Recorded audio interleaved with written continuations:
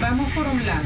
Un estado policial de facto. ¿Qué queremos mostrar? A partir de la ley Mordaza y sus antecedentes en un franquismo enquistado. El tema de policía, el tema de qué pasa si se hace eso en Venezuela. ¿Cómo te fue la investigación? ¿Cómo hiciste para no ir preso, compañerito? Bueno, porque no teníamos nada que ocultar. ¿Estás listo?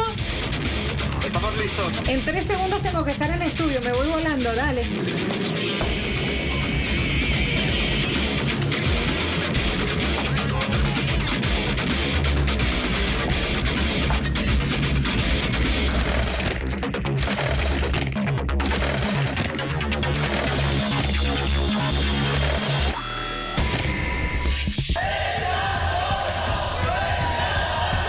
Estamos manifestando contra la ley que prohíbe manifestarse. Esto no se ha visto nunca, como no se ha visto nunca lo que está haciendo este gobierno con la ciudadanía.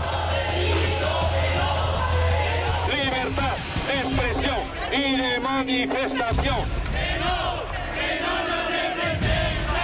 Ven y hazte eco de nuestra protesta contra la ley Mordaza. En España entró en vigencia la ley Mordaza, un súper paquete, un paquetazo en verdad legislativo, ajustado a los miedos de Rajoy. ¿Por qué digo esto? Miedo a los movimientos sociales que se plantan frente a los recortes, a la recesión, a los desahucios. Miedo a una sociedad que desde el año 2010 se fue a la calle. ¿Vuelve a España los modos franquistas, las maneras de Franco?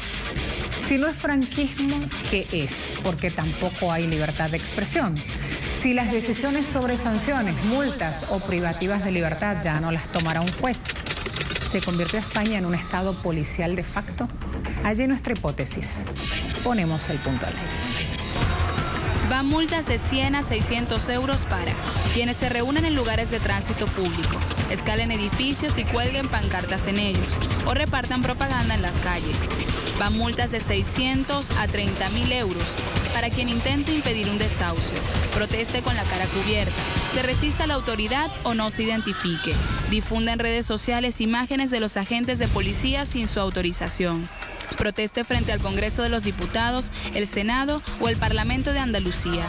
Esto ahora se considera una perturbación grave de la seguridad ciudadana. También van multas de 30.000 a 600.000 euros para quien protesta en infraestructuras de comunicación. Con la ley Mordaza, nadie puede injuriar a España, sus símbolos ni a sus autoridades. También se expulsa sin juicio a migrantes africanos descubiertos infraganti, ingresando de forma ilegal en España, aunque esto contradice el Tribunal Europeo de Derechos Humanos. José Manuel Martín Edén, periodista español, apuntaba: para apretar la máquina de exprimir a la inmensa mayoría y por tanto aumentar beneficios de unos pocos, es imprescindible manejar el control social, y él decía, a 3 niveles: información, justicia y seguridad. Ahí aparece la policía. Aumentar el temor a quien se manifieste contra las iniciativas del gobierno. Más que claro, al lugar de los hechos, con mi cómplice, Vicent Montagut, hoy nos acompaña, nos habla de este panorama, conociendo de cerca como ciudadano español lo que ocurre, conociendo de cerca como trabajador de un medio de comunicación lo que está pasando. Vicente, sumamos, muchas gracias por ser mi cómplice hoy en Punto en la I.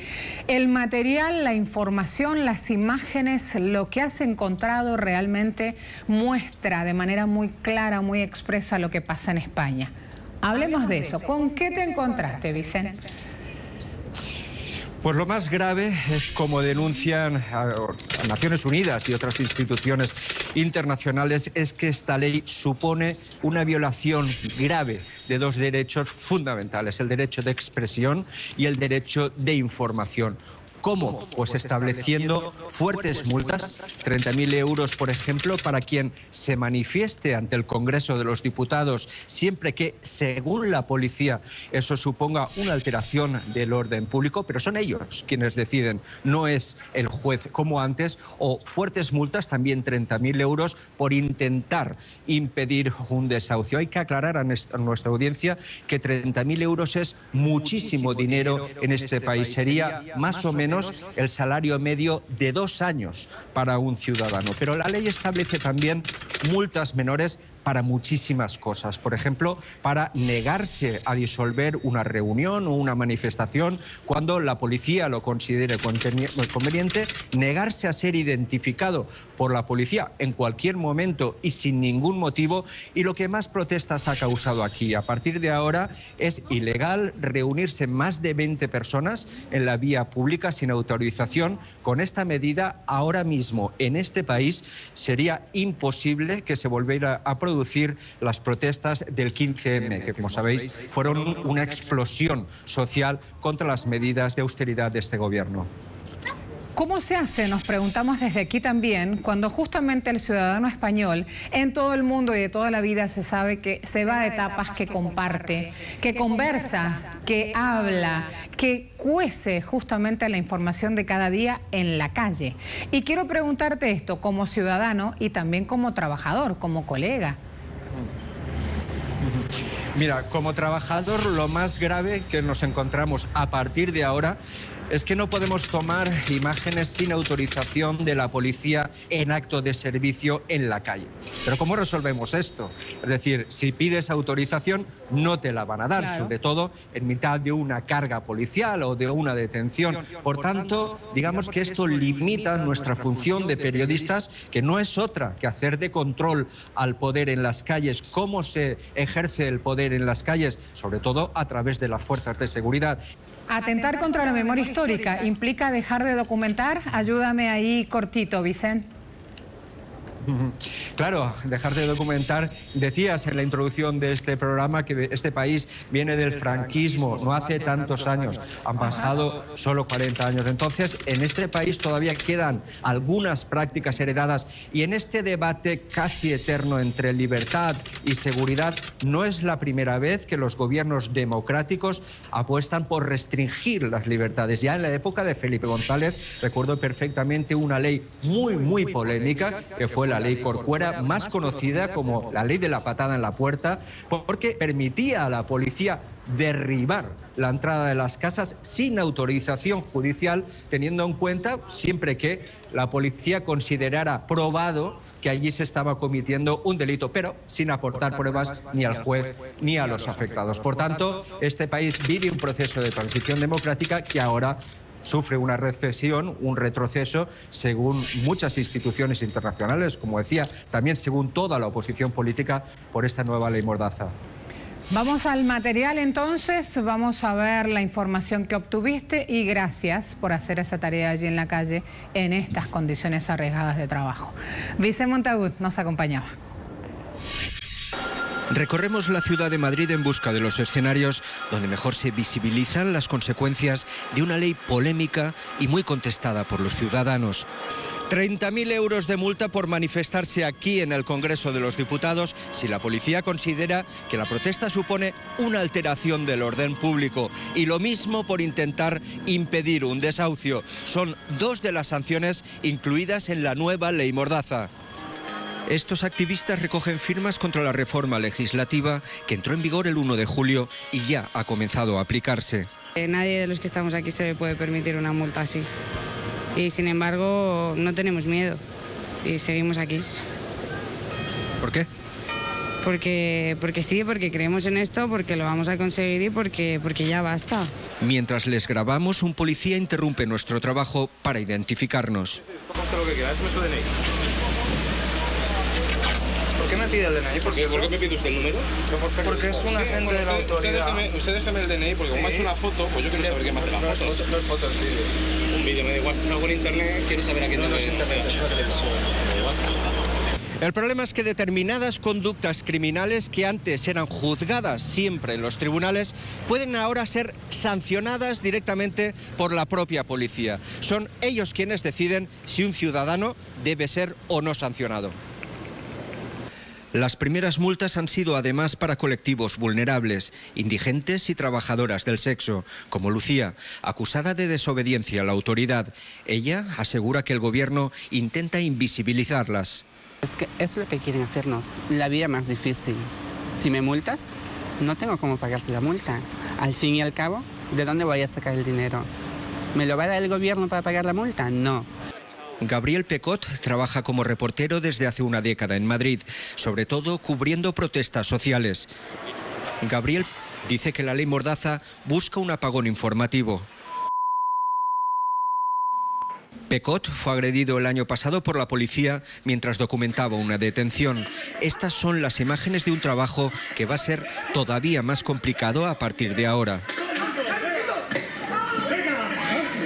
Porque lo que viene a hacer es a legitimar una serie de excesos que ya cometían las fuerzas de seguridad, en especial la Policía Nacional, a la hora de permitir o entorpecer ese trabajo periodístico. El objetivo sería desactivar las protestas sociales que han aumentado como consecuencia de la crisis económica y los recortes presupuestarios. El gobierno intentaría así blindarse ante las protestas sociales. El problema es que, según Naciones Unidas, la ley Mordaza vulnera derechos fundamentales y por eso toda la oposición política se ha comprometido a derogarla si llega al poder. ¿Vieron esas imágenes? Habla de cómo se da el día a día para un periodista, cómo se da el día a día para un ajeno o un propio en España. ¿Y por qué digo esto? Porque así es con los colegas de los medios de comunicación, así es con un ciudadano, así es con un extranjero que recién intenta poner un pie en suelo español, suelo europeo, recuérdenlo. Seguimos abordando el tema.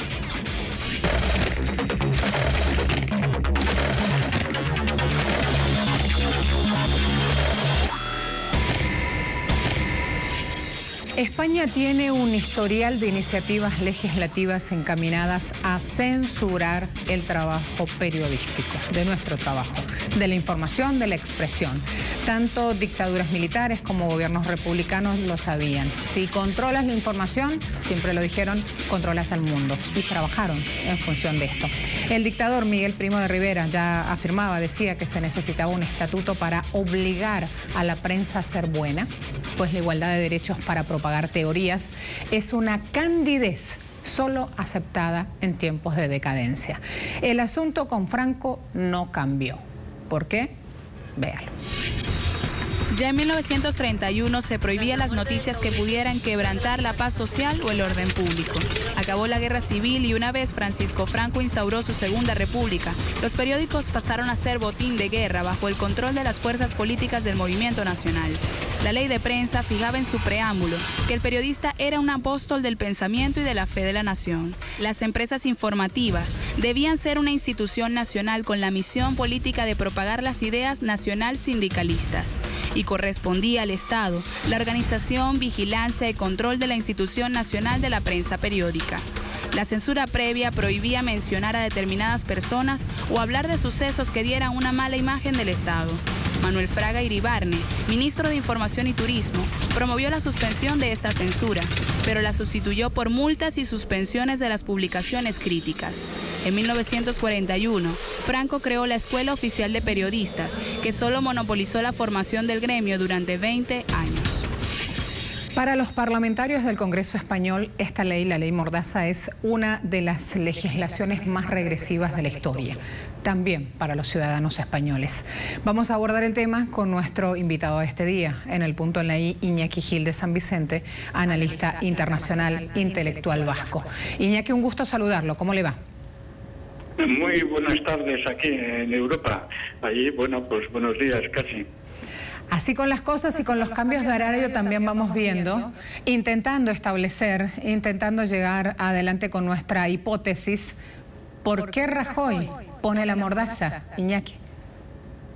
Bueno, básicamente Rajoy está cumpliendo un programa que se está dando en toda Europa, pero sobre todo se está dando en los sitios europeos donde mayor conflictividad social hay y donde mayor conflictividad y lucha de los pueblos, de las clases, de las personas se prevé que haya, que es todo el sur europeo, Grecia, Portugal, Estado español, Estado Italia, Irlanda, etcétera, pero también en Alemania. En Alemania hay una legislación represiva muy fuerte, ¿no? Pero Rajoy está haciendo concretamente exactamente eso en el Estado español, porque todo indica que el futuro del Estado español, bueno, el presente ya del Estado español, es prácticamente la semiperiferia de Europa. Es, digamos, un Estado condenado a ser segundón dentro de Europa, con muy fuertes tensiones sociales, con una estructura de desempleo de la población muy alta, sobre todo con una estructura de desempleo juvenil terrible, de una generación perdida y un aumento de las tensiones. Y eso se está viendo ya en el plano electoral, el surgimiento de las mareas, de los movimientos ciudadanos, de los movimientos populares, de las protestas, etcétera. Previendo que eso se va a endurecer, se están tomando estas medidas. Es lo que se llama prevención represiva. Y las medidas, desde luego, como veremos, son muy duras. Iñaki, Ricardo Sixto, de la Izquierda Plural, coincidió en que esta ley supone resucitar el Tribunal de Orden Público franquista del año 59, el llamado TOP, y con él el regreso de los grises, dice. ¿Es así esta afirmación? ¿Podemos llegar hasta ahí? ¿Podemos hablar de la implementación de un Estado policial de facto en España? Sí. Mira, hay una cosa muy clara, y es que esta ley contradice y anula 12 artículos de la Constitución negociada e impuesta, porque el pueblo vasco la rechazó en el año 78. Lo que hace esta ley, porque entre tanto ha habido otras, lo que hace esta ley es ampliar el sujeto o los sujetos contra los que va destinado. Y sobre todo hace dos cosas que luego iremos viendo con más detalle.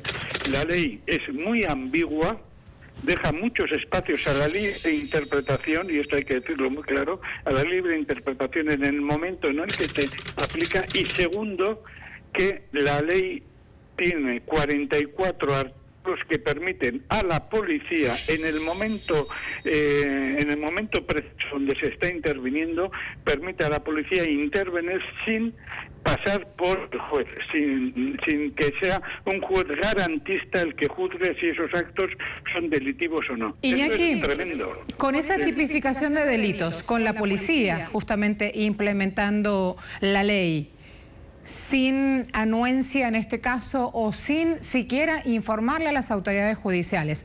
Me pregunto, ¿qué diría el Departamento de Estado de Estados Unidos si pasara aquí, en Venezuela?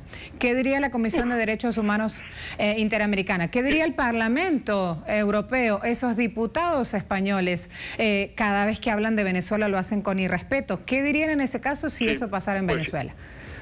Imagínate, casi organizarían una cruzada de intervención para salvar a Venezuela, salvar entre comillas. Volverían a un esquema, pues como una intervención, el imperialismo humanitario, la célebre crítica que hizo Jan Brinkman al imperialismo norteamericano. Pondrían el grito en el cielo. Mira, solamente una de las cosas que más reprimidas están ahora es que incluso habiendo una manifestación legal, habiendo pedido permiso a una manifestación legal, cualquier policía puede cortarla en ese momento. Aunque sea legal, cualquier policía puede anular ese derecho en todo momento de manifestación pacífica. ¿Con esto qué quiere decir? Que se vuelve a una justicia neoabsolutista, se vuelve a una justicia anterior a todas las luchas por la democracia burguesa, pues desde el siglo XVI en Holanda en adelante. Todo ahora aparece. Hay algo importante también aquí. El rol de las transnacionales, esas empresas, por ejemplo, HL, CSC, la constructora hispánica, que justamente aportan fondos a la campaña de Rajoy, al partido de Rajoy, al Partido Popular. ¿Qué rol ocupan? Sí. ¿Qué rol ocupan? Bueno, esto es un proceso general que se está dando en todo el sistema capitalista de anular las leyes democráticas de los pueblos y de las personas para imponer las leyes de las transnacionales fuera de los estados y fuera de los sistemas, digamos, de los sistemas jurídicos de cada pueblo. Eso ya venía implementado en el famoso y terrible consenso de Washington de 1989, luego revocado en 1981, 1989 y 1981. Pero esta ley, por ejemplo, pone un caso. Si se hace una manifestación y esa manifestación pasa por delante de algo definido como un servicio público público, de interés público, por ejemplo, un banco transnacional o una empresa transnacional de las que tú has comentado, esa ley puede ser, esa manifestación puede ser reprimida con mucha virulencia. Y si, por ejemplo, cualquier persona que no esté en esa manifestación envía un aviso por teléfono, por telefonía móvil, en estos momentos por WhatsApp, un SMS o lo que sea, de que se está realizando una manifestación contra una empresa transnacional que transgrede los derechos nacionales del pueblo, esa persona puede ser inmediatamente condenada con una multa pues de 600 euros a 30.000 euros. Gracias, Iñaki. La propiedad privada extranjera es intocable. Ese modus operandi me recuerda a todo lo que ha pasado con el desahucio. Cada vez que una vecina le avisaba a otra que la estaban sacando de su casa con lo opuesto, con las criaturas, con unos procedimientos antiderechos humanos en cualquier punto del mundo, rápidamente aparecía la acusación allí y la connivencia según las autoridades. Gracias por su tiempo. Hasta la próxima. Oye, un segundo. ¿Me permites un segundito? Claro que sí. Adelante. Mira, un dato, un dato. Por ejemplo, colgar fotos o difundir vídeos de autoridades o policías haciendo cualquier cosa, golpeando, por ejemplo, en Estados Unidos, vídeos que explican cómo la policía blanca de Estados Unidos aplica el terror y asesina a hermanos latinoamericanos, a hermanos afroamericanos, que circulan tantos vídeos. Eso en el Estado español, con esta ley, es prohibido de 601 euros a 30.000 euros.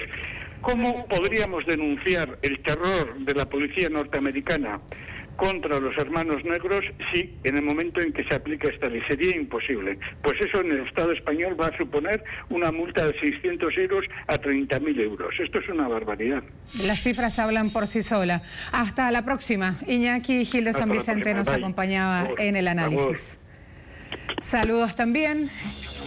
Quédese, el debate vale la pena, es sumamente interesante, es importante ver lo que está ocurriendo. Somos ciudadanos del mundo, somos ciudadanos Telesur.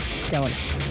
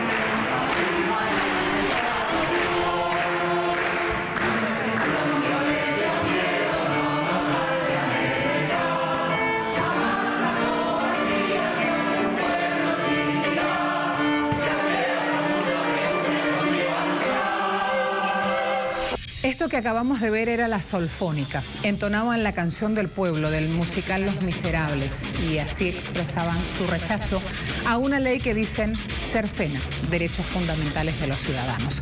Vamos a seguir con nuestro análisis. Hoy tenemos una hipótesis, nos planteamos en el punto en la I el siguiente interrogante, la siguiente línea de consulta.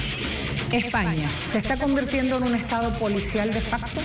Esta es una única respuesta al Estado español a una crisis social, política y económica, una crisis del Partido Popular. Por allí vamos y nos está esperando Juan Luis Sánchez. Él es periodista, también es subdirector del diario.es. Quiero darles la bienvenida. Colega, muchas gracias por estar compartiendo con nosotros este espacio y este análisis en este día. Encantado de estar con vosotros. ¿Qué tal? Muy buenas tardes. Quiero en principio abrir el interrogante y esta pregunta, esta hipótesis que planteamos hoy en el programa. La crisis del Estado español y del bipartidismo ya vimos que empezó a dar resultados. En su país, elecciones autonómicas y municipales del 24 de mayo, el PP perdía más de 2,4 millones de votos y esto habla de un agotamiento de sus prácticas y un agotamiento de gestión, por ende. ¿Tiene algo que ver el resultado hasta ahora de esta ley mordaza en marcha en el país? Tiene todo que ver. Es de las pocas formas que el gobierno de España está encontrando para contener una protesta social que ha sido cada vez mayor desde 2011, desde que el 15M llegara a las calles y agitar a las conciencias, pero también agitar a la sociedad civil, agitar a los movimientos sociales, reinventar un poco también la izquierda en España, que en algunos casos y en algunas terminales estaba bastante dormida.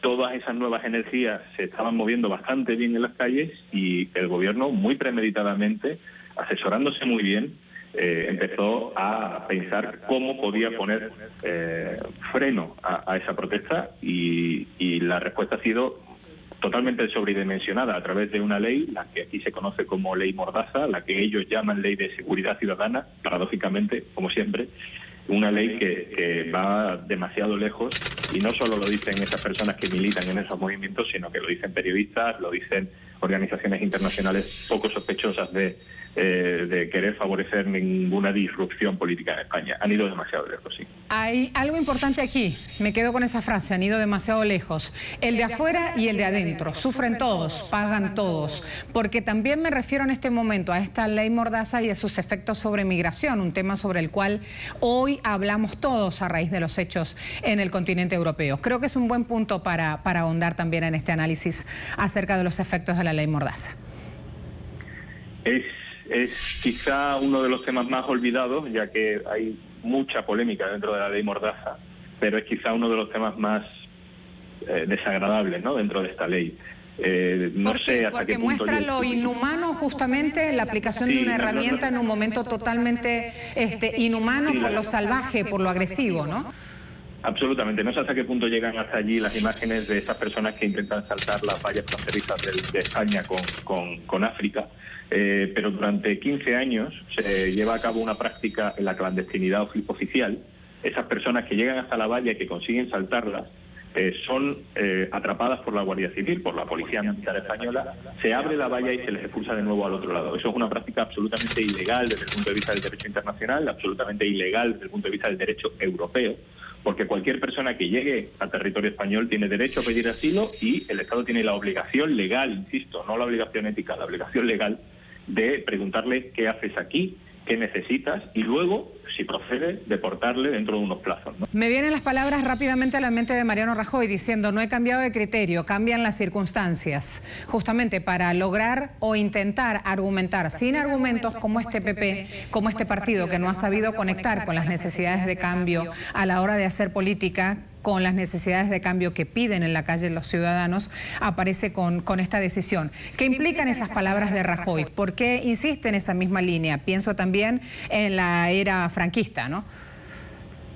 Bueno, yo no diría tanto, ¿no? Rajoy no es una persona con nostalgia franquista, no diría tanto. Es una persona gris y es una persona que presume de ser lo demás, que lo lleva como valor político.